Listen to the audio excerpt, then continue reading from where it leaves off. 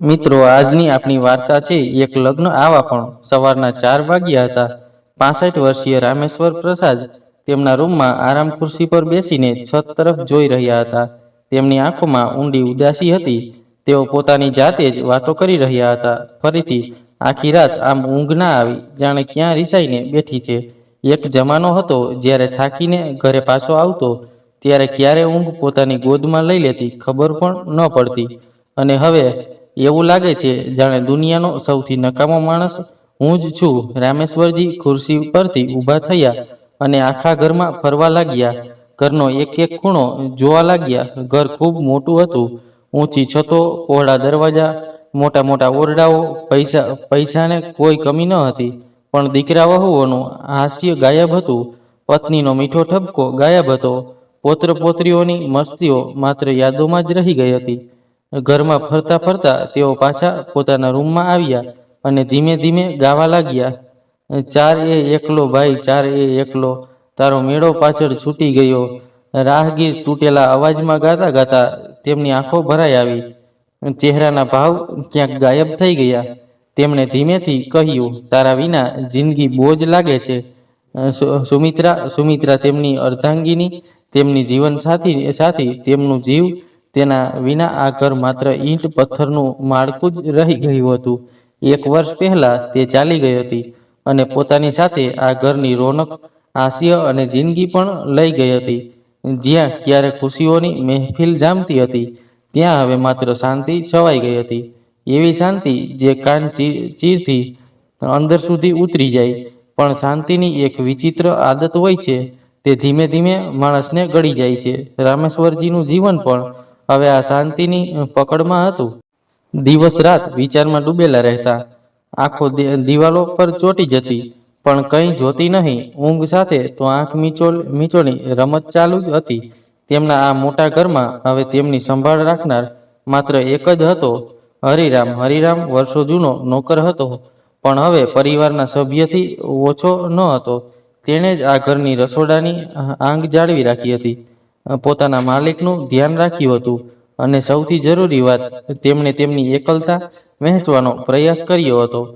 પણ તે જોઈ રહ્યો હતો કે બાબુજી હવે પહેલા જેવા રહ્યા નથી. તેમનું સ્વાસ્થ્ય ઘટતું જતું હતું. જમવાની થાળી એમ જ પડી રહેતી, દવાઓ એમ જ ટેબલ પર પડી રહેતી. તેઓ દિવસ રાત બસ ખોવાયેલા રહેતા, ખાલી નજરે શૂન્યમાં જોતા રહેતા. હરિરામે જ્યારે તેમની સ્થિતિ જોઈ, ત્યારે આખરે તેણે પોતે જ નિર્ણય લીધો અને તેમને ડૉક્ટર પાસે લઈ ગયા. ડૉક્ટરે તેમની નાડી તપાસી, કેટલાક પ્રશ્નો પૂછ્યા, અને પછી હરિરામે એકલામાં સમજાવ્યું, તેમની તબિયત શારીરિક કરતાં માનસિક કારણોસર વધારે ખરાબ થઈ રહી છે. એકલતા સૌથી મોટો રોગ હોય છે. તેમને લોકો વચ્ચે રહેવું જોઈએ, વાતચીત કરવી જોઈએ, હસી મજાક કરવી જોઈએ. તેઓ જેટલા એકલા રહેશે, તેમની હાલત એટલી જ ખરાબ થતી જશે. હરિરામ સમજી ગયો કે રોગનું સાચું મૂળ શું છે. એકલતા. તેણે તરત જ તેમના મોટા દીકરાને ફોન કર્યો. ઘંટડી વાગતી રહી, પણ કોઈ જવાબ આવ્યો નહીં. પછી નાના દીકરાનો નંબર લગાવ્યો. હા હરિરામ, બાબુજી ઠીક છે. બાબુજીની તબિયત સારી નથી. ડૉક્ટરે કહ્યું છે કે તેમનું એકલા રહેવું યોગ્ય નથી. તમે લોકો આવી જાઓ, થોડા દિવસ તેમની સાથે રહી લો, અથવા તેમને તમારી સાથે લઈ જાઓ. કદાચ તેમનું મન પરોવાઈ જાય. હા, જોઉં છું. સમય કાઢીને આવું છું. નાના દીકરાના અવાજમાં કોઈ ઉત્સુકતા ન હતી. આગામી થોડા દિવસો સુધી હરિરામ વારંવાર પ્રયાસ કરતો રહ્યો, પરંતુ દરેક વખતે એ જ જવાબ મળતો, જોઈએ છીએ, સમય કાઢીને આવીએ છીએ. પણ ન તો કોઈ આવ્યું અને ન તો કોઈએ ફરીથી ફોન કર્યો. હરિરામને સમજાઈ ગયું કે બાબુજીના દીકરા હવે તેમના રહ્યા નથી. તેણે ખૂબ વિચાર્યું. તે એકલો ગમે તેટલા પ્રયત્નો કરે, પણ બાબુજીને તે ખુશી ન આપી શકે જે પોતાના લોકોનો સાથ આપી શક્યા. પછી તેને ડૉક્ટરની વાત યાદ આવી. લોકો વચ્ચે રહેશે તો કદાચ એકલતા ઓછી થઈ જાય. એ જ સાંજે હરિરામે રામેશ્વરજીના બંને દીકરાઓને ફરીથી ફોન કર્યો અને ડૉક્ટરે કહેલી વાત જણાવી. આ વખતે બંને દીકરાઓએ એકમત થઈને નિર્ણય લીધો કે બાબુજીને વૃદ્ધાશ્રમ મોકલી દેવામાં આવે, કારણ કે તે બંને તેમની દેખભાળ કરી શકશે નહીં. હરિરામે રામેશ્વરજીના કેટલાક કપડાં બેગમાં મૂક્યા અને તેમની સામે આવીને ઊભો રહ્યો. બાબુજી, તૈયાર થઈ જાઓ, હું તમને વૃદ્ધાશ્રમ લઈ જઈ રહ્યો છું. રામેશ્વર બાબુ ચોંકીને તેની તરફ જોવા લાગ્યા. શું કહ્યું તે? હા બાબુજી, ત્યાં તમારા જેવા બીજા પણ લોકો હશે. તમે બધાને મળશો, વાતો કરશો, તમારી ઉદાસીમાંથી બહાર આવશો. પણ હરિરામ, મારા બંને દીકરાઓ મને લેવા આવવાના જ હશે. તેમણે કહ્યું હતું કે થોડા સમય પછી તેઓ મને તેની સાથે લઈ જશે. હરિરામે ખચકાતા કહ્યું, બાબુજી, મોટા સાહેબ અને નાના સાહેબે મળીને જ આ નિર્ણય લીધો છે. રામેશ્વરજીએ નિરાશ થઈને માથું નમાવી દીધું. તેમની પાસે બીજો કોઈ રસ્તો ન હતો. બીજા દિવસે હરિરામ તેમને વૃદ્ધાશ્રમ લઈ ગયો. કારની બારીમાંથી બહાર જોતા રામેશ્વરજીને તેમનું ઘર દૂર થતું દેખાઈ રહ્યું હતું. એક જ ઘર જેમાં તેમનું આખું જીવન વીત્યું હતું. અને એ લોકો જે ક્યારેય તેમના પોતાના હતા, હવે તેઓ માત્ર નામના જ સંબંધો રહી ગયા હતા. રામેશ્વર પ્રસાદની ગાડી વૃદ્ધાશ્રમના મુખ્ય દ્વાર પર આવીને ઊભી રહી. હરિરામે કારનો દરવાજો ખોલ્યો. આવો બાબુજી. રામેશ્વર પ્રસાદ ગાડીમાંથી ઉતર્યા અને ચારે તરફ નજર દોડાવી. ચાર દિવાલોથી ઘેરાયેલું આ વૃદ્ધાશ્રમ, જ્યાં તેમનું બાકીનું જીવન પસાર થવાનું હતું, તેમને કોઈ જેલથી ઓછું લાગી રહ્યું ન હતું. અંદર પગ મૂકતા જ તેમના કાનમાં જાત જાતના અવાજો પડ્યા. કોઈ સમાચાર પત્રમાં ડૂબેલું હતું, કોઈ એમ જ ફરી રહ્યું હતું, તો કોઈ બહાર ગેટ તરફ તાકીને જાણે કોઈના પાછા ફરવાની રાહ જોઈ રહ્યું હતું. શું હું પણ આ ભીડનો હિસ્સો બનવા જઈ રહ્યો છું? તેમણે પોતાની જાતને સવાલ કર્યો. હજુ તેઓ આ વિચારોમાં ખોયેલા જ હતા કે ઘડામાં અચાનક કોઈ સાથે અથડાયા અને તેમની સૂટકેસ જમીન પર પડી ગઈ. કપડાં બહાર આવીને ફર્શ પર વિખેરાઈ ગયા. અરે, જોઈને ચાલો, રામેશ્વરજી ગુસ્સે થઈને બોલ્યા. સામે 60-62 વર્ષની એક વૃદ્ધ મહિલા ઊભી હતી. હળવા રંગની સાડી, ચહેરા પર સ્મિત અને સાથે જ ગજબનો આત્મવિશ્વાસ. માફ કરશો, હું જલ્દીમાં ક્યાંક જઈ રહી હતી એટલે તમારી સાથે અથડાઈ ગઈ, તેમણે સહજતાથી કહ્યું. રામેશ્વરજીએ કોઈ જવાબ ન આપ્યો. બસ કપડાં ઉપાડીને જેમ તેમ સૂટકેસમાં મૂક્યા અને આગળ વધ્યા. હરિરામ, જે તેમની સાથે આવ્યો હતો, વૃદ્ધાશ્રમના મેનેજર પાસે બેસીને ઔપચારિકતાઓ પૂરી કરવા લાગી. થોડીવાર પછી રામેશ્વર પ્રસાદ આ નવી દુનિયાનો હિસ્સો બની ચૂક્યા હતા. પરંતુ આ દુનિયા તેમના માટે અજાણી હતી. પહેલી રાત મુશ્કેલીથી વીતી. રાતભર પડખા બદલ્યા રહ્યા. ઊંઘ ક્યારે આંખો પાસે આવી તો ક્યારેક યાદોના અવાજથી પાછી ચાલી ગઈ. ઉદાસ મનથી તેઓ પોતાના રૂમમાં જ બેસી રહેતા.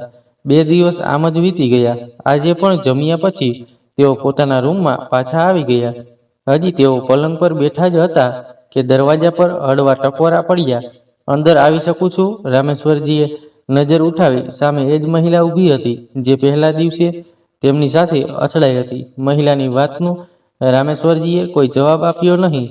બસ નજર ફેરવી લીધી. મહિલાએ હસતા હસતા જાતે જ ખુરશી ખેંચી અને બેસતા કહ્યું, હું શકુંતલા. તે દિવસે આપણી ટક્કર થોડી વધારે જોરદાર થઈ હતી, ખરું ને? રામેશ્વરજી હજુ પણ ચૂપ હતા.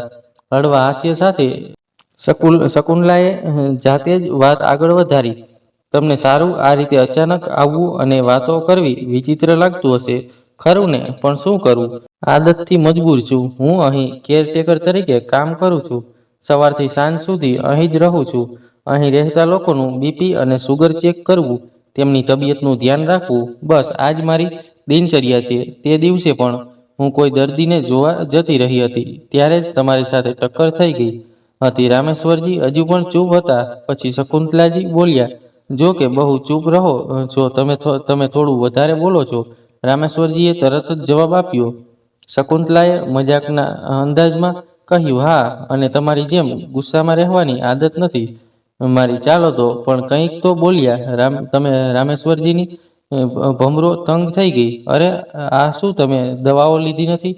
તમારે દવા સમયસર લેવી જોઈએ, નહીં તો તબિયત બગડી શકે છે, શકુંતલાએ કહ્યું. રામેશ્વરજીએ ખાલી આંખોમાં તેમની તરફ જોયું, પછી ધીમેથી બોલ્યા, કોના માટે શું બચ્યું છે જિંદગીમાં? શકુંતલાજી હળવા સ્મિત સાથે બોલ્યા, તમારા માટે. ક્યારેક પોતાના માટે પણ જીવવું જોઈએ. આ કહેતા તેમને દવાઓ કાઢીને તેમના હાથમાં મૂકી અને પાણી આપ્યું. પછી બોલ્યા, આ જીવન બહુ અમૂલ્ય છે અને નાની અમથી તો જિંદગી છે, એટલે જૂની વાતો ભૂલીને ફરીથી જીવનનું શરૂ કરો, મુસ્કુરાવાનું શરૂ કરો. રામેશ્વરજી ગુસ્સે થઈને બોલ્યા, આ વાતો કરવી બહુ સરળ હોય છે, ખાસ કરીને એ લોકો માટે જેમના જીવનમાં કોઈ મુશ્કેલીઓ ન હોય. આવા લોકો જ ઉપદેશ આપે છે, પણ તમે નથી જાણતા કે મેં મારા જીવનમાં શું ગુમાવ્યું છે. શકુંતલાએ ઊંડો શ્વાસ લીધો અને બોલ્યા, અહીં જેટલા લોકો છે દરેકે કોઈને કંઈક ને કંઈક ગુમાવ્યું જ છે. કોઈ પોતાની જીવનભરની મૂડી છોડીને આવ્યું છે, કોઈ પોતાની ઓળખ અને કોઈ પોતાના સ્વજનોને. રામેશ્વરજીનો ચહેરો કઠોર રહ્યો, પણ તેમની આંખોમાં હળવી ભીનાશ તરવા લાગી. શકુંતલાએ તેમની શાંતિ તોડવાનો પ્રયાસ કરતા હળવા અંદાજમાં કહ્યું, જો કે ચા પીવો છો? અહીંની ચા બહુ સારી હોય છે. રામેશ્વરજીએ પહેલીવાર તેમની તરફ જોયું. તમે દરેક વાતને હળવી કેમ બનાવી દો છો? રામેશ્વરજીએ સવાલ કર્યો. શકુંતલાજી હસી પડ્યા, કારણ કે જિંદગીને બોજ બનાવવી સમજદારી નથી. રામેશ્વરજી પાસે કોઈ જવાબ ન હતો. શકુંતલાએ તેમની તરફ જોયું. તેમની આંખો ભારે હતી, ચહેરો ઝૂકેલો હતો. થોડીવાર સુધી બંને ચૂપચાપ બેસી રહ્યા.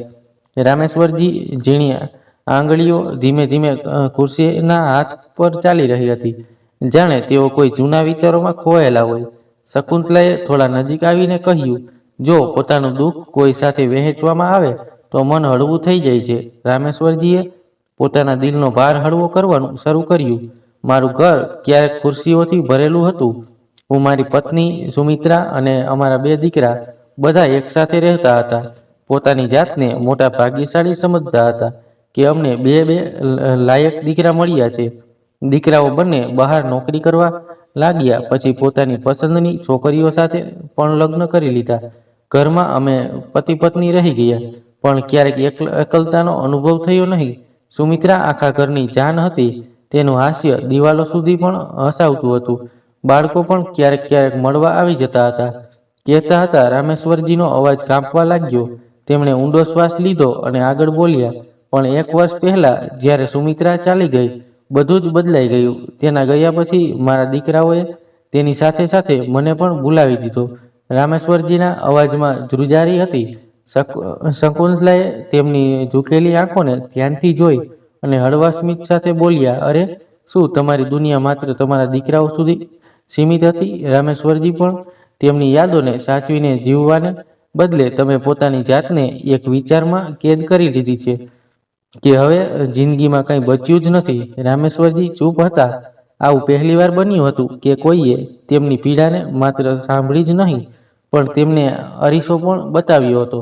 શકુંતલાએ વાત આગળ વધારી, શું તમને શર્માજી વિશે ખબર છે? શર્માજી પણ તમારી જેમ અહીં જ રહે છે.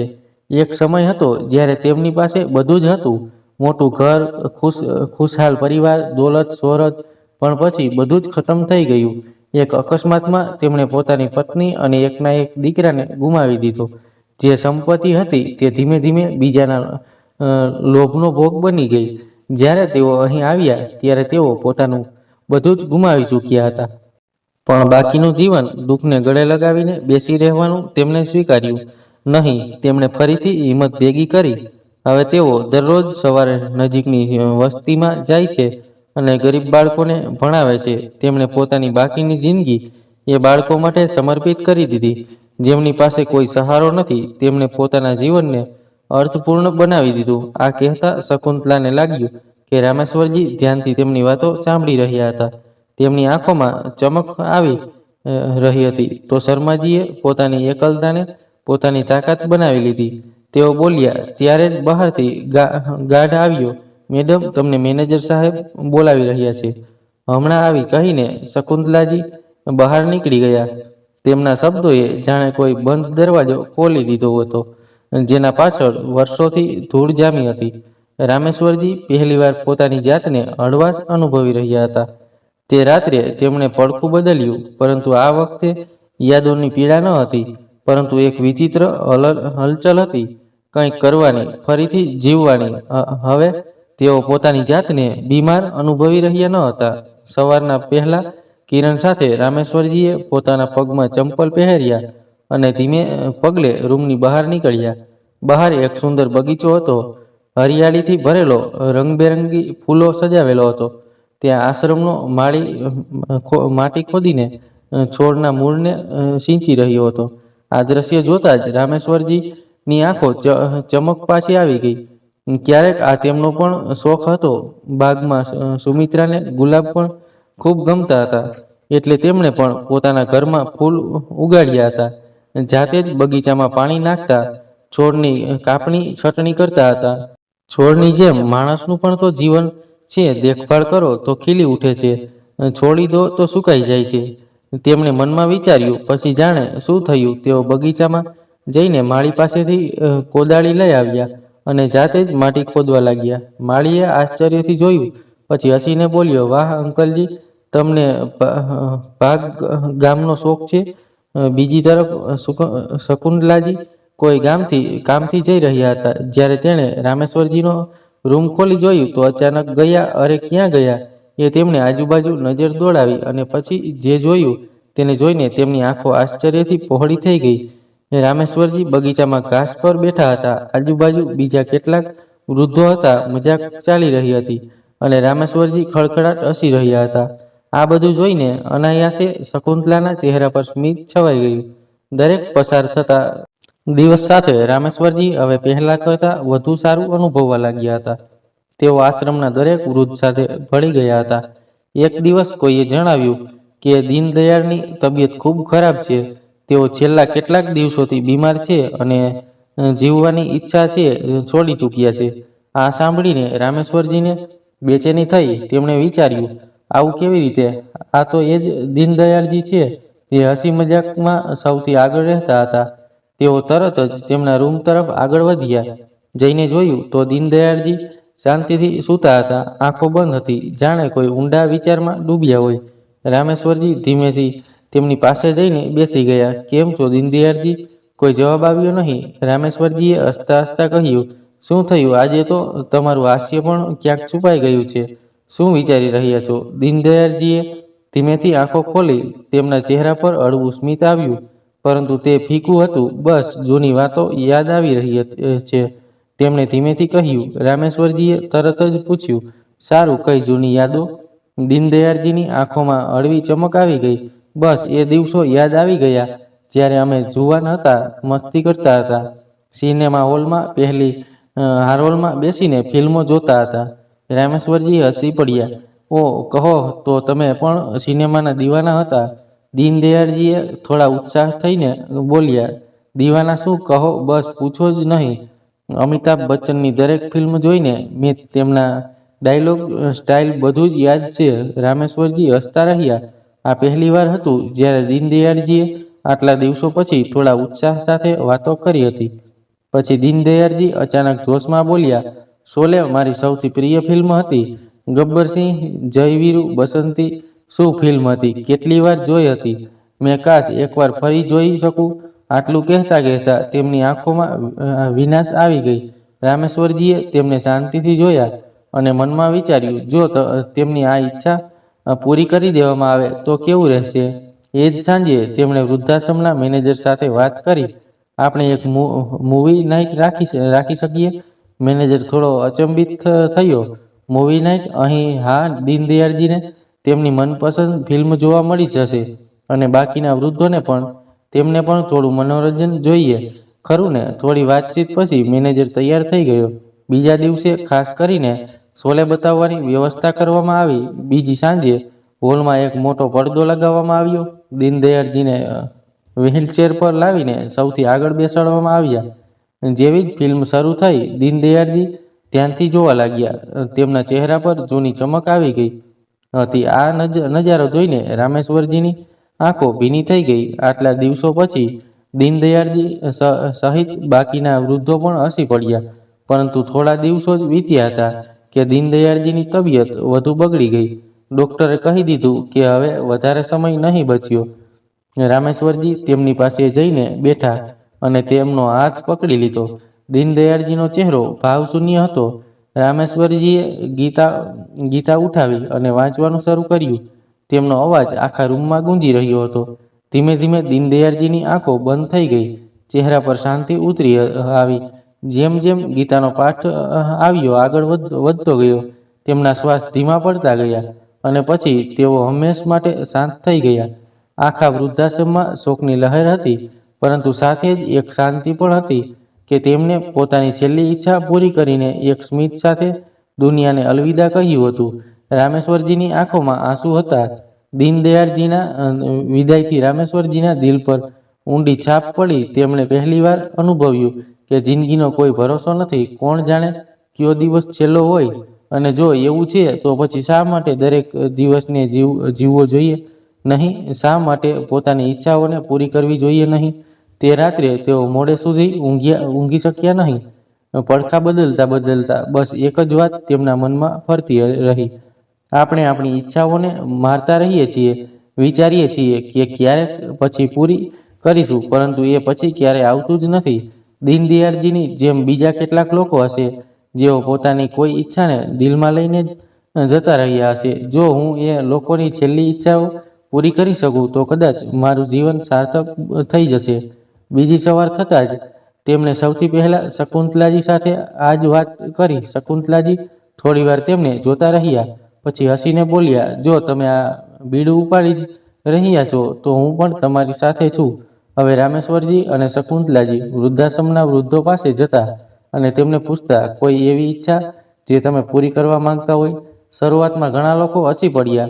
હવે આ ઉંમરમાં શું ઈચ્છાઓ પૂરી થશે? પરંતુ ગોપાલદાસજીએ કહ્યું કે તેઓ તેમના બાળપણના મિત્રને મળવા માંગે છે, જેની સાથે વર્ષો પહેલાં એક ગેરસમજને કારણે વાતચીત બંધ થઈ ગઈ હતી. રામેશ્વરજી અને શકુંતલાજીને આ સાંભળીને સારું લાગ્યું. ગોપાલદાસજીનો મિત્ર હવે કોઈ બીજા શહેરમાં હતો. ફોન નંબર પણ ન હતો, પરંતુ શકુંતલાજી અને રામેશ્વરજીએ ઘણી જગ્યાએ શોધખોળ કરી અને આખરે તેને શોધી કાઢ્યો. જ્યારે દાયકાઓ પછી બંને મિત્રો પાછા આંખોમાં આંસુ હતા અને હોઠો પર સ્મિત. છેલ્લી વાર તેઓએ એકબીજાને જુવાનીના દિવસોમાં જોયા હતા, અને આજે તેઓ જીવનના અંતિમ પડાવ પર હતા. તેઓએ આખો દિવસ સાથે વિતાવ્યો અને બોલ્યા, કેટલા વર્ષો નકામા ગુમાવી દીધા માત્ર એક ગેરસમજને કારણે. ક્યારથી દિલમાં ઈચ્છા હતી મારા જીગરી યારને મળવાની, હવે જઈને પૂરી થઈ. તે બંને દિલથી રામેશ્વરજી અને શકુંતલાજીનો આભાર માનવા લાગ્યા. હવે રામેશ્વરજીનું જીવન એક નવા રસ્તા પર ચાલવા લાગ્યું હતું. તેઓ વૃદ્ધાશ્રમના વૃદ્ધોને તેમની અધૂરી ઈચ્છાઓ વિશે પૂછતા અને તેમને પૂરી કરવાનો દરેક શક્ય પ્રયાસ કરતા. કોઈ પોતાના બાળપણના ગામમાં જવા માંગતું હતું, તો કોઈ તીર્થયાત્રા પર, કોઈ પોતાના દીકરાને એકવાર જોવા માંગતું હતું, તો કોઈ પોતાના મનપસંદ વાનગી ખાવા માંગતું હતું. રામેશ્વરજી અને શકુંતલાજીએ મળીને ઘણા લોકોના જીવનને ખુશીઓથી ભરી દીધું હતું. ધીમે ધીમે આ આશ્રમ બદલાવા લાગ્યો હતો. હવે અહીં વૃદ્ધો મન મારીને જીવતા ન હતા, પરંતુ પોતાની જિંદગીના છેલ્લા દિવસોને ખુલ્લા મને જીવવા લાગ્યા હતા. ક્યારેક ભજન સંધ્યાનું આયોજન કરવામાં આવતું, તો ક્યારેક શતરંજની બિછાત બિછાવવામાં આવતી, ક્યારેક કેરમની રમત રમવામાં આવતી. રામેશ્વરજી પોતે પણ બદલાઈ ગયા હતા, જે ક્યારેક પોતાની એકલતાથી ઝઝૂમી રહ્યા હતા. તેઓ હવે બીજાના જીવનમાં પ્રકાશ લાવનારા દેવદૂત બની ગયા હતા. એક દિવસ રામેશ્વરજીએ શકુંતલાજીને કહ્યું, મારા વિશે તો તમને બધું ખબર છે, પણ તમારા વિશે તો કંઈક જણાવ્યું જ નહીં. તમે ક્યાં રહો છો? પરિવારમાં કોણ કોણ છે? શકુંતલાજીએ હળવા સ્મિત સાથે જણાવ્યું, પતિનું 20 વર્ષ પહેલાં જ મૃત્યુ થઈ ગયું હતું. એક દીકરો છે જે પરિણીત છે, પહેલાં નર્સ તરીકે નોકરી કરતી હતી, હવે નિવૃત્ત થઈ ગઈ છું. વૃદ્ધાશ્રમના લોકોની સેવા કરવાનું શરૂ કરી દીધું. બીજાના ચહેરા પર ખુશી જોઈને જ સાચી ખુશી મળે છે. બંને ઘણીવાર આશ્રમના કામથી સાથે જ બહાર જતા. આ સાથ કદાચ હવે તેમની જરૂરિયાત પણ બની ગયો હતો. રામેશ્વરજીએ ઘણીવાર અનુભવ્યું હતું કે શકુંતલાજી કહ્યા વિના જ તેમની દરેક વાત સમજી જાય છે. તેમના મનની મૂંઝવણને તેઓ બોલ્યા વિના જ વાંચી લેતા હતા. અને અજીબ વાત એ હતી કે શકુંતલાજી પણ એ જ અનુભવતા હતા. તેમને પણ આ સાથ હવે સહજ અને પોતાનો લાગવા લાગ્યો હતો. વૃદ્ધાશ્રમમાં બંને કલાકો સુધી વાતો કરતા, હસતા અને જૂના દિવસોની યાદો વહેંચવા. એવું લાગ્યું જાણે જીવનના આ વળાંક પર બંનેને એક નવો સહારો મળી ગયો હોય. પરંતુ તે દિવસે વાતાવરણ થોડું અલગ હતું. રામેશ્વરજી સામાન્ય દિવસોની જેમ હસમુખા ન હતા. તેમના ચહેરા પર ગંભીરતા હતી અને વારંવાર તેઓ કંઈક કહેવાનો પ્રયાસ કરતા, પછી પોતાની જાતને રોકી લેતા. શકુંતલાજીએ પારખી લીધું. શું થયું રામેશ્વરજી? આજે ખૂબ ઉદાસ લાગો છો? રામેશ્વરજી ઊંડો શ્વાસ લીધો અને બોલ્યા, શકુંતલાજી, આપણે બંને એકલા છીએ. આ ઉંમરમાં સહારાની સૌથી વધારે જરૂર હોય છે. શું તમે ક્યારેય વિચાર્યું છે કે જો આપણે સાથે થઈ જઈએ તો જિંદગી કેટલી સરળ થઈ જશે? શકુંતલાજી ચોંકી ગયા. રામેશ્વરજી, તમે શું કહી રહ્યા છો? રામેશ્વરજીએ થોડી હિંમત ભેગી કરીને કહ્યું, શકુંતલાજી, હું ઈચ્છું છું કે આ સંબંધનું કોઈ નામ હોય. આપણે એકબીજાનો સહારો બનીએ અને આજ સમાજમાં ઇજ્જત સાથે રહીએ. શકુંતલાજી અવાગ રહી ગયા. તેમને લાગ્યું જાણે કોઈએ તેમની અંદર તોફાન ઊભું કરી દીધું હોય. રામેશ્વરજી, આપણે બાળકો નથી જે આમ નવા સંબંધોની કલ્પનાઓ કરવા લાગીએ. આ ઉંમર હવે આ બધી વાતો માટે નથી. જો કે પોતાપણું વ્યક્ત કરવા માટે કોઈ સંબંધ જરૂરી તો નથી. રામેશ્વરજીએ ધીમા સ્વરમાં કહ્યું, ના, પણ સમાજમાં રહેવા માટે. શકુંતલાજીએ તેમની વાત કાપી નાખી. ના રામેશ્વરજી, આ વાતો આપણી ઉંમરે શોભતી નથી. જો તમારે આ વાતો કરવી હોય તો હું કાલથી નહીં આવું. થોડીવાર સુધી બંને વચ્ચે કોઈ વાત ન થઈ. શાંતિના લાંબા પડછાયા વચ્ચે રામેશ્વરજીએ ઊંડો શ્વાસ લીધો. મને માફ કરજો શકુંતલાજી, કદાચ મેં એવું કંઈક કહી દીધું જે તમને પસંદ ન આવ્યું. તમે નિશ્ચિત રહો, આપણે પહેલાની જેમ મિત્ર બની રહીશું. શકુંતલાજી થોડું હાસ્યા. હા રામેશ્વરજી, આપની વચ્ચે જે પોતાપણું છે તેને કોઈ સંબંધનું નામ આપવાની જરૂર નથી. બીજા દિવસે રામેશ્વરજીના મનમાં વિચિત્ર હલચલ હતી. વૃદ્ધાશ્રમમાં વિતાવેલા આ 6 મહિનામાં એવું પહેલીવાર બન્યું હતું કે શકુંતલાજી ત્યાં નહોતા આવ્યા. કદાચ કોઈ કામ હશે, તેમણે મનમાં પોતાની જાતને સાંત્વના આપતા કહ્યું. પણ બીજા દિવસે પણ તે ગેરહાજર રહી. આશ્રમમાં તેમની હાજરી એક ઉર્જા જેવી હતી. બધી જગ્યાએ તેમનું હાસ્ય ગુંજતું હતું. તેમના ઠપકામાં પણ સ્નેહ સળગતો હતો. હવે તેમની ગેરહાજરીએ સમગ્ર વાતાવરણને શાંત કરી દીધું હતું. અને સૌથી વધુ આ ખાલીપો રામેશ્વરજીને લાગી રહ્યો હતો. તેઓ દિવસભર તેમના આવવાની રાહ જોતા, પણ દરેક પસાર થતા દિવસ સાથે તેમની અંદરની આત્મલાગી વધતી જઈ રહી હતી.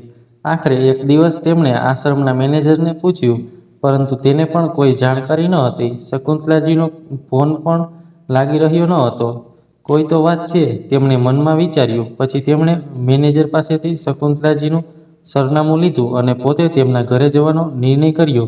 સાંજનો સમય હતો. રામેશ્વરજી ઓટોમાંથી શકુંતલાજીના ઘરની બહાર પહોંચ્યા. ઘર વધારે મોટું ન હતું. તેમણે ધીમેથી દરવાજા પર ટકોરા માર્યા, પરંતુ કોઈ આવ્યું નહીં. પછી વિચારવા લાગ્યા કે ગેટ પર તાળું નથી, એનો મતલબ કોઈ અંદર છે. તેમણે ફરી કોશિશ કરી. આ વખતે અંદરથી દરવાજો ખુલ્યો અને સામે શકુંતલાજી હતા. પણ તે જેવા આશ્રમમાં દેખાતા હતા તેવા ન હતા. તેમનો ચહેરો ઉતરેલો હતો અને ચાલ પણ ધીમી હતી. અરે રામેશ્વરજી, તમે અહીં? તેમના અવાજમાં આશ્ચર્ય હતું. શકુંતલાજી, તમે ક્યાં હતા? આખા 1 અઠવાડિયાથી તમને જોયા નથી. ફોન પણ નથી ઉપાડ્યો. તમે બધા લોકો પરેશાન હતા. તમે ઠીક તો છો? શકુંતલાજીએ હસવાનો પ્રયાસ કર્યો અને દરવાજાથી ઈશારો કર્યો. આવો રામેશ્વરજી, અંદર આવો. રામેશ્વરજી ધીમા પગલે અંદર દાખલ થયા.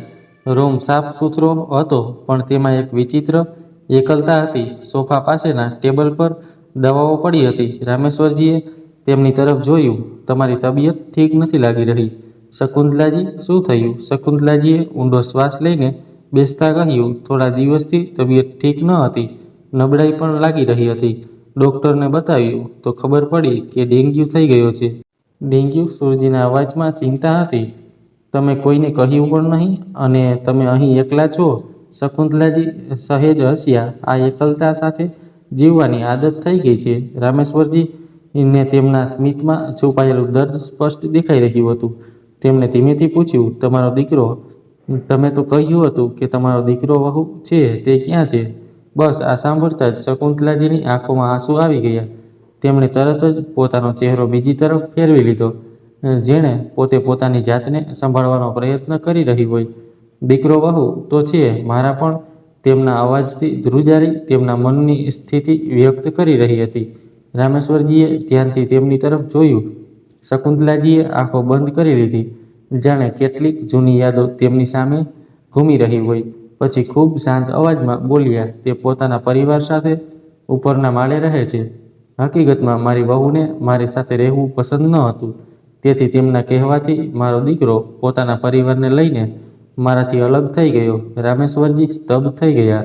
જી હા, જેના માટે આખી જિંદગી મહેનત કરી, તેણે પોતાની પત્નીના ભ્રમમાં આવીને મને એકલી છોડવામાં જરા પણ વાર ન લગાડી. હવે તો બસ આવતા જતાં ક્યારેક ક્યારેક મુલાકાત થઈ જાય છે.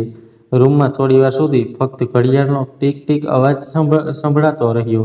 રામેશ્વરજીએ પોતાની જાતને કહ્યું, આટલી જીવંત દિલ મહિલા અને આટલી એકલી. હું વિચારતો હતો કે ફક્ત હું જ મારા એકલતાથી ઝઝૂમી રહ્યો છું, પણ શકુંતલાજીના સ્મિત પાછળ કેટલુંક દર્દ છુપાયેલું હતું તે હું ક્યારેય સમજી જ ન શક્યો. રામેશ્વરજીએ તેમની તરફ જોયું. તમે દવાઓ લીધી? શકુંતલાજીએ નામાં માથું હલાવ્યું. રામેશ્વરજીને ખબર નહીં કેમ આ સાંભળીને ખૂબ તકલીફ થઈ. હું જાણતો હતો તમે આશ્રમમાં બધાની દવાઓનું ધ્યાન રાખો છો, પણ પોતાના માટે બેદરકારી દાખવી રહ્યા છો. થોડીવાર રોકાઈને બોલ્યા, જમવાનું પણ નહીં ખાધું હોય ખરું ને? શકુંતલાજીએ કોઈ જવાબ ન આપ્યો. બસ થોડું હસી દીધું. રામેશ્વરજીએ આજુબાજુ જોયું અને અચાનક બોલી ઉઠ્યા, ઠીક છે, પહેલાં હું તમારા માટે જમવાનું બનાવીને લાવું છું. શકુંતલાજીએ ચોંકીને તેમની તરફ જોયું. અરે નહીં, રહેવા દો, ભૂખ નથી મને. પણ મને તો ભૂખ લાગી છે, તે પણ જોરદાર. હવે હું જમવાનું બનાવવા જઈ રહ્યો છું અને આપણે સાથે જમીશું, કહેતા રામેશ્વરજી ઊભા થઈને રસોડા તરફ આગળ વધ્યા. રામેશ્વરજીએ જલ્દી દલિયા બનાવ્યા અને 2 વાટકીમાં નાખીને બહાર આવવા લાગ્યા તો શકુંતલાજી હસી પડ્યા. તમને રસોડામાં જોઈને વિચિત્ર લાગી રહ્યું છે. રામેશ્વરજીએ હસતા હસતા વાટકી તેમની તરફ વધારી. જિંદગીમાં પહેલીવાર કોઈના માટે જમવાનું બનાવ્યું છે. ખબર નહીં કેવું બન્યું છે, પણ ખાઈને જણાવજો. શકુંતલાજીએ 1 ચમચી દલિયા લીધા અને હસ્યા. સાચું કહું તો ખરું, ખૂબ સારું લાગ્યું. જાણે કેટલાય દિવસો પછી કોઈએ પોતાના હાથે મારા માટે કંઈક બનાવ્યું છે. બંને ધીમે ધીમે વાતો કરતા ખાવાનું ખાવા લાગ્યા. શકુંતલાજીના ચહેરા પર શાંતિ જોઈને રામેશ્વરજીને રાહત મળી રહી હતી. આગામી 2-3 દિવસો પણ આવી જ રીતે વીતી ગયા. રામેશ્વરજી દરરોજ થોડીવાર માટે શકુંતલાજીના ખબરઅંતર પૂછવા આવી જતા. ક્યારેક તેમના માટે ફળ લાવતા, ક્યારેક ઘરના કામમાં મદદ કરી દેતા.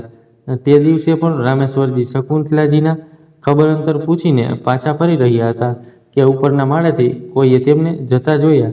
શકુંતલાજી હજી અંદર જઈને સૂતા જ હતા કે એક કડક અવાજ તેમના મનમાં પડ્યો, આ બધું શું ચાલી રહ્યું છે? માં! શકુંતલાજી ચોંકી ગયા. સામે તેમનો દીકરો અને વહુ ઊભા હતા. દીકરાનો ચહેરો ગુસ્સાથી લાલગુમ થઈ ગયો હતો. શકુંતલાજીએ ધીમા અવાજે કહ્યું, શું થયું? તું એટલો ગુસ્સામાં કેમ છે? વાહ, પૂછે છે તો એવી રીતે જાણે કંઈ ખબર જ નથી. કોણ છે એ માણસ? કેમ આવે છે રોજ અહીં? શું સંબંધ છે તમારો તેમની સાથે? શકુંતલાજી સ્તબ્ધ થઈ ગયા. વહુ પણ આગમાં ઘી હોમતા બોલી, મને તો દાળમાં કંઈક કાળું દેખાય છે. શકુંતલાજીનું માથું હવે ચક્કર ખાવા લાગ્યું હતું. જેમ તેમ કરીને તેમને અને પોતાની જાતને સંભાળી અને બોલ્યા, શું બકવાસ કરી રહ્યા છો? શરમ આવવી જોઈએ તમને લોકોને. જેના વિશે તમે આવી વાતો કરી રહ્યા છો તે ફક્ત મારા મિત્ર છે. તેઓ એ જ વૃદ્ધાશ્રમમાં રહે છે જે હું બીમાર લોકોની સેવા કરવા જાઉં છું. માનવતાના નાતે તેઓ મારા ખબરઅંતર પૂછવા આવે છે. દીકરો ગુસ્સે થઈને બોલ્યો, સારું, તમે તો 2 વર્ષથી એ વૃદ્ધાશ્રમમાં જઈ રહ્યા છો. આજ સુધી તો કોઈ આવી રીતે ઘરે આવ્યું નથી. એવી કઈ વાતો કરવી હતી તમારે લોકોને કે જે બધાની સામે ન થઈ શકી હતી? શું મતલબ છે તારો? તું હોશમાં તો છો ને? આખરે એવું શું કર્યું છે જે તું મને આટલી વાતો સંભળાવી રહ્યો છે? બસ રહેવા દો માં, હવે વધારે તમાશો ન કરો. પહેલાં જ મહોલ્લાવાળા જાણે આપણા વિશે શું વાતો કરી રહ્યા હશે. હવે વધારે કોઈ ચર્ચા નહીં થાય. આગળથી આ માણસને દેખાવો ન જોઈએ. અને આજ પછી તમે પણ વૃદ્ધાશ્રમ જવાનો વિચાર છોડી દો. ઉંમર થઈ ગઈ પણ રખડવાનો શોખ હજી પૂરો નથી થયો તમારો, કહેતા તેમનો દીકરો હવે વહુ ઉપર જતા રહ્યા. શકુંતલાજીની આંખોમાં આંસુ હતા. થોડી પળો સુધી તેઓ એમ જ ઊભા રહ્યા. સમજી નહોતા શકતા કે પોતાના દીકરાને કેવી રીતે સમજાવે કે માનવતા નામની વસ્તુ પણ આ દુનિયામાં હોય છે. તેમના અંદર એક ભયાનક ઉથલપાથલ ચાલી રહી હતી. એક મન કહેતું કદાચ દીકરાની વાત માની લેવી જોઈએ. જો તેમને એવું લાગતું હોય કે હું કંઈક ખોટું કરી રહી છું તો મારે અહીં જ રોકાઈ જવું જોઈએ. પછી બીજું મન કહેતું, પણ મેં એવું કર્યું જ શું છે? જો હું કોઈની સાથે બેસીને 2 પળ વાતો કરી લઉં છું, વૃદ્ધાશ્રમમાં ચાલી જાઉં છું, કેટલાક નિરાધાર વૃદ્ધોને મારી સેવાથી થોડી રાહત આપવાનો પ્રયત્ન કરું છું, તો શું હું ખોટી છું? તેમણે પોતાનું માથું પકડી લીધું. વિચારતા વિચારતા મને એટલું બેચેન થઈ ગયું હતું કે શ્વાસ લેવો પણ ભારે લાગી રહ્યો હતો. ન તો તેમણે આજ રાતનું જમવાનું ખાધું, ન તો દવા લીધી. બીજા દિવસે સવારે જ્યારે ઊંઘ ખુલી તો તાવ હતો, નબળાઈ લાગી રહી હતી. જોયું તો તાવની દવા પણ ખતમ થઈ ગઈ હતી. તેઓ ભારે પગલે ચાલીને બહાર નીકળ્યા અને દીકરા વહુને અવાજ લગાવ્યો, પણ કોઈ જવાબ ન આવ્યો. તે અંદર આવીને પથારી પર નિઢાળ થઈને સૂઈ ગયા. અચાનક દરવાજા પર હળવી આહટ થઈ. પોતે ખચકાતા અંદર ડોકિયું કર્યું. દાદીની હાલત જોઈને તેનું માસૂમ મન ગભરાઈ ગયું. દાદી, તેણે ધીમેથી બોલાવ્યું. બેટા, મારી તેમણે કહ્યું. પોતરે જલ્દીથી રસોડામાંથી પાણી લાવીને તેમના કાંપતા હાથમાં આપ્યું. બેટા, તારા પપ્પાને બોલાવ. જો જરા સારું દાદી, હું મમ્મી પપ્પાને બોલાવીશ ને લાવું છું, કહેતા તે દોડીને ગયો. પપ્પા, દાદી ખૂબ બીમાર છે, તમને બોલાવી રહ્યા છે. પણ તેના દીકરાએ વાત પર કોઈ ખાસ ધ્યાન ન આપ્યું. માના ખબર અંતર પૂછ્યા વિના તે ઓફિસ માટે નીકળી ગયો. મમ્મી, દાદીને જુઓ ને, બાળકે ફરીથી કહ્યું. તો ચૂપચાપ ભણ, થોડું વધારે બોલવા લાગ્યો છે, માએ બેરુખીથી કહ્યું અને દરવાજાની કુંડી લગાવી દીધી. બપોરના સમયે જ્યારે રામેશ્વરજી આવ્યા તો શકુંતલાજીની હાલત જોઈને ગભરાઈ ગયા. તેમનો ચહેરો પીળો પડી ગયો હતો, શરીર તપી રહ્યું હતું અને આંખો અડધી ખુલ્લી હતી. હે ભગવાન, આ શું થઈ રહ્યું તમને શકુંતલાજી? રામેશ્વરજીએ ગભરાતા તેમના કપાળ પર હાથ મૂક્યો. ખૂબ તાવ હતો. રામેશ્વરજીએ આજુબાજુ જોયું, ક્યાંક કોઈ દેખાઈ ન હતું. તે તરત જ બહાર દોડ્યા. રસ્તા પર ઊભા રહીને એક ઓટો બોલાવી અને જલ્દીથી શકુંતલાજીને ટેકો આપીને બહાર લાવ્યા. જે સમયે તેઓ બંને ઘરની બહાર નીકળી રહ્યા હતા, શકુંતલાજીની વહુ છત પર ઊભી આ બધું જોઈ રહી હતી. તેણે તરત જ પોતાના પતિને ફોન લગાવ્યો. તમારી મા ફરીથી ઘરેથી નીકળી ગયા છે, અને તે પણ એ જ માણસ સાથે. શું તેમની આટલી હિંમત? મારી ના પાડવા છતાં પણ આજે આવવા દો તેમને ઘરે. ગુસ્સાથી ધ્રુજતા તે બોલ્યો. ત્યાં લગભગ 3-4 કલાક પછી શકુંતલાજીની સ્થિતિમાં સુધારો થયો. રામેશ્વરજી તેમની પાસે બેઠા હતા. સાંજ ઢળી રહી હતી. હોસ્પિટલમાં પથારી પર સૂતેલા શકુંતલાજીએ કહ્યું, રામેશ્વરજી, મારે એકવાર ફરીથી વૃદ્ધાશ્રમ જવું છે. ત્યાં જઈને મનને શાંતિ મળે છે. ઠીક છે, હું તમને ત્યાં લઈ જાઉં છું. રામેશ્વરજીએ કહ્યું. વૃદ્ધાશ્રમ જવાનું વિચારતા શકુંતલાજી ઉત્સાહિત થઈ રહ્યા હતા. ત્યાં જવાથી તેઓ ઘરના ગૂંગળામણભર્યા વાતાવરણમાંથી થોડી પળો માટે મુક્ત થઈ જતા. રામેશ્વરજી હોસ્પિટલમાંથી રજા અપાવી અને તેમને લઈને વૃદ્ધાશ્રમ તરફ ચાલ્યા. ત્યારે ઘરે તેમના દીકરાનો ગુસ્સો ઉગડી રહ્યો હતો. જ્યારે ખૂબ મોડું થઈ ગયું અને શકુંતલાજી હજી સુધી ઘરે ન આવ્યા તો તે સમજી ગયો કે તેમની મા ક્યાં હશે.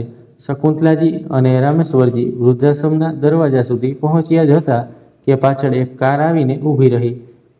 તેમાં બેઠેલા તેમના દીકરા અને વહુને જોઈ કે તેઓ બંને ઓટોમાંથી ઉતરી રહ્યા હતા અને એકબીજાનો હાથ પકડીને ધીમે ધીમે વૃદ્ધાશ્રમની અંદર જઈ રહ્યા હતા. દીકરાની મુઠ્ઠીઓ ભીંસાઈ ગઈ. ચહેરો ગુસ્સાથી લાલ થઈ ગયો. જોયું, મેં કહ્યું હતું ને, દાળમાં કંઈ કાળું છે. હવે તો ખુલ્લેઆમ આ માણસ સાથે ફરી રહ્યા છે. તમારા વહુ બોલી. અહીં વૃદ્ધાશ્રમના દરવાજાથી અંદર જતા જ શકુંતલાજીના ચહેરા પર શાંતિ છવાઈ ગઈ. ત્યાં હાજર વૃદ્ધો તેમને જોઈને ખીલી ઉઠ્યા. એવું લાગી રહ્યું હતું જાણે તેઓ પોતાના લોકો વચ્ચે પાછા આવી ગયા હોય. અત્યાર સુધી જે નબળાઈ તેઓ અનુભવી રહ્યા હતા તે જાણે અહીં આવતા જ ક્યાંક ગાયબ થઈ ગઈ. અરે શકુંતલાજી, કેમ છો તમે? તમારા વિના આશ્રમ સૂનું સૂનું લાગી રહ્યું હતું. ચારે બાજુથી અવાજો ગુંજી રહ્યા હતા. ચારે તરફ પોતાનું હતું. કોઈએ ખુરશી ખેંચી આપી, કોઈ પાણીનો ગ્લાસ લઈને આવ્યું. કેટલાક વૃદ્ધ મહિલાઓ પાસે આવીને બેસી ગઈ અને હસી મજાકનો દોર ચાલ્યો. શકુંતલાજી કેટલાય દિવસો પછી આજે ખુલીને હસ્યા હતા. પણ ત્યારે જ હોલની હલચલ અચાનક થંભી ગઈ. બધાની નજર દરવાજા તરફ સ્થિર થઈ ગઈ. દરવાજા પર શકુંતલાજીનો દીકરો અને વહુ ઊભા હતા. તેમની સાથે 6-7 વર્ષનું તેમનું બાળક પણ હતું. દીકરાની આંખોમાં ગુસ્સો હતો અને વહુના ચહેરા પર તિરસ્કાર હતો. હવે આ બધું જ કરવાનું બાકી રહી ગયું હતું. અમારા મોઢા પર કાળી ટીલી છોડવામાં કોઈ કસર ન છોડી. દીકરાએ કહ્યું. શકુંતલાજી તરત જ ઊભા થઈને તેમની પાસે આવ્યા. આ કેવી વાતો કરી રહ્યા છો તમે બધા લોકોની સામે? થોડી તો શરમ કરો. શરમ તો અમારે આવવી જોઈએ, વહુએ તીક્ષ્ણ અવાજમાં કહ્યું. બપોરે તમે બીમારીનું બહાનું બનાવીને નીકળ્યા હતા અને હવે અહીં બેસીને હસી મજાક થઈ રહ્યા છે. વાસ્તવમાં આટલી વાર ક્યાં ગયા હતા તમે? આ માણસ સાથે હોલમાં શાંતિ છવાઈ ગઈ. બધા વૃદ્ધાશ્રમના સભ્યો સ્તબ્ધ હતા. શકુંતલાજીને જાણે પોતાની વહુના શબ્દો પર વિશ્વાસ જ ન થયો. પોતાની હદમાં રહો વહુ. મને ખૂબ તાવ હતો, મારી હાલત ખૂબ ખરાબ હતી, દવા પણ ન હતી, અને તો રામેશ્વરજી સમયસર આવી ગયા અને મને હોસ્પિટલ લઈ ગયા. ક્યારે જ મને હાશ થઈ, નહીં તો ખબર નહીં શું થાત. ઓહો, તો હવે આ તમારી સંભાળ રાખવા આવશે, દીકરાએ વ્યંગમાં કહ્યું. અમે અહીં મરી ગયા હતા શું? આ સાંભળીને રામેશ્વરજી આગળ વધ્યા અને મોટેથી બોલ્યા. મરી તો નહોતા ગયા, પણ જ્યારે તેમને જરૂર હતી ત્યારે તમે ક્યાં હતા? દીકરો તેમની તરફ ફર્યો. આંખોમાં આગ હતી. તમારે અમારી વચ્ચે બોલવાની કોઈ જરૂર નથી. આ અમારો પારિવારિક મામલો છે. પારિવારિક મામલો? રામેશ્વરજીએ એક ઠંડુ હાસ્ય. જ્યાં માની તબિયત એટલી ખરાબ હોય અને દીકરો વહુ ખબર પણ ન લે તેને પરિવાર કહેવાય? દીકરાની આંખોમાં ગુસ્સો ભરાયો હતો. હું કહું છું, પોતાનું મોઢું બંધ રાખો, નહીં તો શું ખોટું કહ્યું તમને? શકુંતલાજીએ તે જ અવાજમાં કહ્યું. તો વહુએ કહ્યું. હદ થઈ ગઈ. હવે તો મને એ નથી સમજાતું કે તમારા બંનેનો સંબંધ શું છે, જે એકબીજાની વિરુદ્ધ એક શબ્દ પણ નથી સાંભળી શકતા. શકુંતલાજીએ પોતાની આંખો બંધ કરી લીધી. મસ્તિષ્કમાં ઘણું બધું ચાલી રહ્યું હતું. પછી ધીમેથી આંખો ખોલી અને પોતાના દીકરા વહુ તરફ જોયું. આ સવાલનો જવાબ પણ હું તમને આપી દઉં છું, કહેતા તેઓ પાછળ પડ્યા અને રામેશ્વરજી તરફ જોયું અને બોલ્યા. રામેશ્વરજી, મેં મારી આખી જિંદગી મારા દીકરાનું જીવન સંવારવામાં લગાવી દીધી. મારી દરેક ખુશી કુરબાન કરી દીધી. મારી જરૂરિયાતો, મારી ઈચ્છાઓ, બધું જ એકલી માં હોવા છતાં સંઘર્ષ કરતા જીવન વિતાવ્યું. પરંતુ દીકરાને કોઈ કમી આવવા ન દીધી. પરંતુ બદલામાં મને શું મળ્યું? અપમાન અને તિરસ્કાર. હવે મને અહેસાસ થઈ ગયો છે કે મારી જિંદગી ખોટા વિચાર સાથે પસાર કરી દીધી. આજે હું પોતાના માટે એક નિર્ણય લેવા જઈ રહી છું. તેમનો અવાજ મક્કમ હતો. તેમણે ઊંડો શ્વાસ લીધો અને રામેશ્વરજીની આંખોમાં જોયું. રામેશ્વરજી, શું તમે મારી સાથે લગ્ન કરશો? એક ક્ષણ માટે જાણે આખો હોલ શાંતિમાં ડૂબી ગયો. રામેશ્વરજી સ્તબ્ધ થઈ ગયા. તેમની આંખોમાં આશ્ચર્ય હતું. દીકરા અને વહુના દિલમાં જાણે ખળભળાટ મચી ગયો. હા, શું કહી રહ્યા છો માં? દીકરાએ ગુસ્સામાં ચીસો પાડી. આ ઉંમરમાં લગ્ન?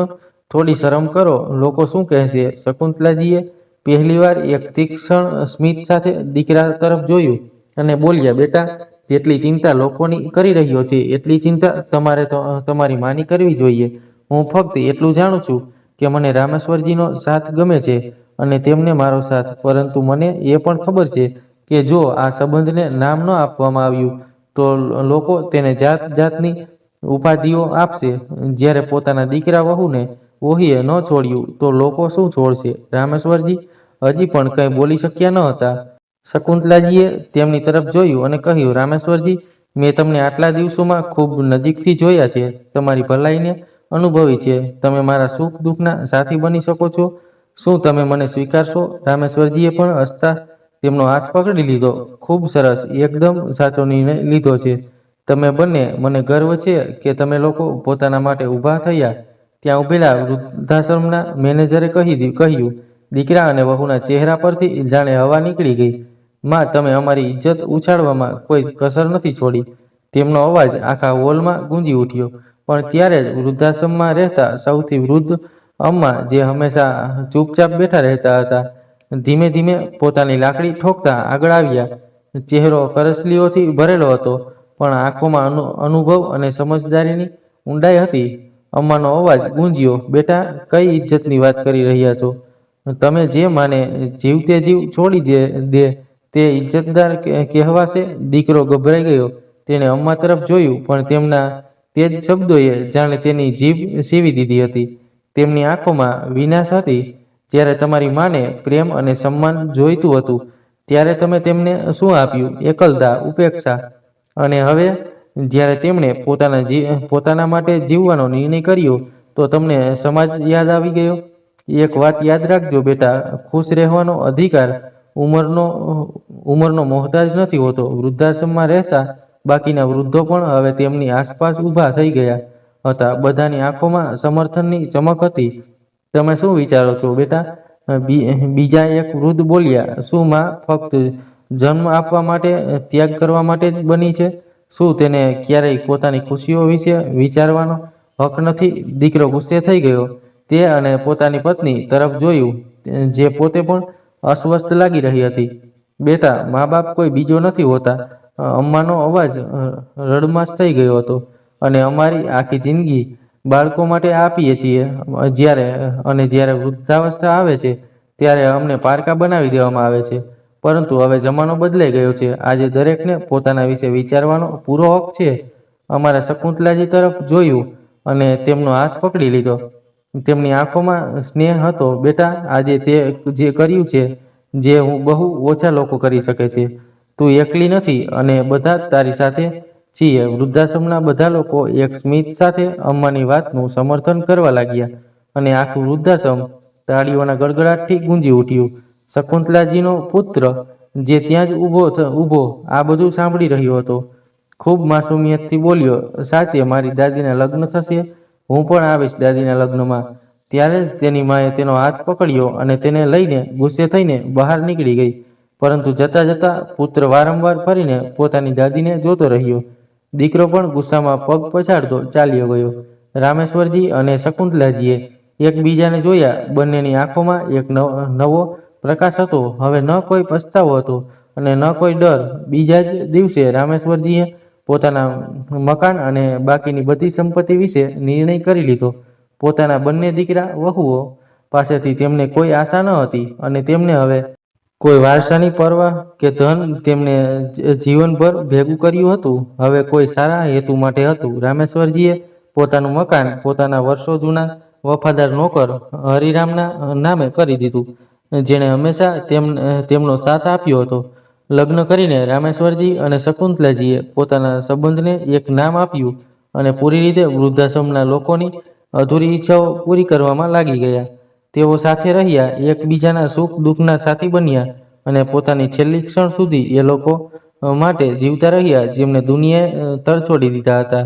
તો મિત્રો, તમને શું લાગે છે? શકુંતલાજી અને રામેશ્વરજીએ જે કર્યું, શું તે યોગ્ય હતું? તમારી રાય કોમેન્ટ બોક્સમાં જરૂર લખો. વાર્તા પસંદ આવી હોય તો લાઈક જરૂર કરો અને જો આ વાર્તા તમારા દિલને સ્પર્શ કર્યો હોય તો તેને શેર જરૂર કરો. વાર્તાને અંત સુધી સાંભળવા માટે તમારો ખૂબ ખૂબ આભાર.